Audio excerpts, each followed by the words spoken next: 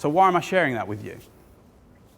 Because you and me, if we want to get ahead, we're going to have to become more resourceful. We're going to have to do things differently. The landscape is changing. Change is happening at a rapid pace. Even the rate of change has changed. So how do we make that happen for ourselves? What are some of the things that we can do to make that happen? Well, I wrote a book. I finished a book about 6 months ago called The 7 Laws. It's been pretty successful up till now. We've shared it with a lot of different groups, and there was a few distinctions of wealth, perhaps, as we go forward, that I want to share with you. And as I share this stuff with you, I'd like you to ask yourself a couple of significant questions. The first question is this: is this true? Is the material I'm hearing today, is it true? Is it accurate? Does it sound correct? And if it is true, here's the second question, builds on the first. If it is true, what am I willing to do about it? Because we know, we come to these events and these kinds of conventions and we learn some really neat things. And then when we get back home, nothing's changed at home. And so it's incumbent upon us to take the stuff that we've learned and really do something with it. So that's kind of my impassioned plea to you today. If there are things of value, make sure you write them down and then do something with them. That will certainly help you as you go forward. A couple of principles to have a look at. I call these distinctions of wealth, and we'll just cover a few of them, and then we'll get into some of the real material that I want to share with you. A couple of distinctions. Distinction number one, first thing is this: income will not make you wealthy. Income will not make you wealthy. Getting a well-paid job is not going to create the kind of life that you really want, the kind of life that you see in your head that you're trying to make real in your world. Income might provide nicely for retirement, but if you want to create wealth, you're going to have to do something different. And that something different is this: you need to own equity in a series of transactions. Does that make sense? Equity in a series of transactions. Owning equity. So a simple example of that is you buy a house, right? And you own equity in that, and it goes up in value and you sell it. Well, that's kind of the example that you hear time and time again, but there are tons and tons and tons of ways that you can own equity in things where you don't have to put money in to start it off, okay? Equity is the way you become wealthy, not income. Are you with me? The second distinction of wealth is this: saving money will not make you wealthy. Saving money, putting £200 or $200 away every single month is not going to make you wealthy. Again, it might provide for a nice retirement. But if you go and speak to the top 100 people on the Forbes 400 or the Sunday Times Rich List, they didn't save their way to wealth. They did something else. Another distinction of wealth is this: you will not do it on your own. You agree with me? If any of you think I'm the guy who's going to go out and change the world and I'm the guy who's going to make things happen, you won't do it on your own. Everyone that you see that appears to be the front man has got a team of people behind them, usually doing things better than they could.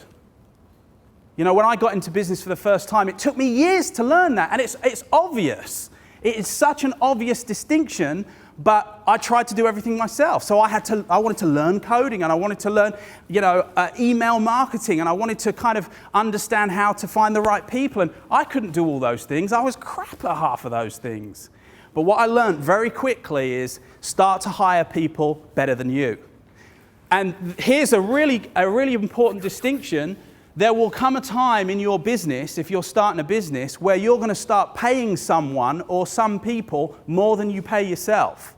When you do that, believe me, it's a tough pill to swallow, but when you start doing that, you know you're making progress.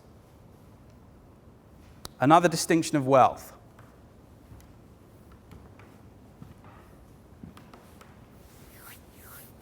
You're not going to make it and create significant wealth in your life unless you understand debt. Another way of saying that is leverage. Again, if you look at the most successful people on the planet, they didn't just kind of evolve. Most companies today, in fact, 99% of companies out there today, concentrate and spend all of their time and efforts on what we would call internal growth. Internal growth is the most common way of growing a company, but it is also the slowest and usually the most expensive. That's internal marketing. Well, we're going to go out and we're going to try and increase our market share. How are we going to do that? We're going to do it through email. We're going to do it through having salespeople on the road. We're going to do it through a whole host of different ways. But in reality, it is the slowest way to grow a business. So what is the fastest way? And what is the way that the most successful people on the planet build their businesses?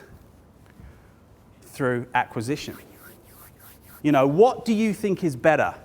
Starting your own business or buying one that is already a going concern? You tell me. Now, how long might it take you to build that business to the stage where you're ready to buy a business? It might take you 5 years. By that time, the way change is happening, man, you're obsolete. But if you can get involved in a business that's perhaps already moving, that's already created, that's already got customers, that's already got the people in place doing the job that you would have to go and find, well, you're now in the top 10% of the most successful people in terms of building a business because the model's already in place. Don't worry about business plans either. Business plans, and people come to me and say, I've got a business plan. I'm not interested in a business plan. The most important thing you need to understand in setting up a business and making a business viable is the business model. How do we create money? Where does the cash flow? With cash flow, you're an entrepreneur. Without cash flow, you're not. Simply stated. So how does the cash flow into the business? And that's something you can write on a napkin. You can work that out on a napkin. What is the business model and how are we going to make money flow into the business and then out of the business? And if you can make that work, that's usually something that you can explain in under 2 minutes. I've never written a business plan. So let's have a look at perhaps some of the specific laws and how they apply to us. I spent 2 years interviewing, like I said, a number of pretty significant people. I'd been fairly successful in business myself. I started a business at 17 years old. I sold it when I was 24. And then I went and took all the money. I had enough money to retire, which is a pretty nice place to be. And then 18 months later, all the money's gone. All of it. Why? I'll tell you why, because I thought I was the absolute ultimate. I thought I was a little bit special. And so now, because I've made this money, I can invest in everyone and I know exactly how to make their businesses work. And I fell flat on my face and lost everything and had to start again. And that was the worst decision for me financially and the best decision for me in terms of building character. Because now I knew what it really takes to make it in the business world. And I want to share with you some of those things right now. As we were going around and interviewing people on the rich list, and we went to see significant people that had really made a difference in their lives.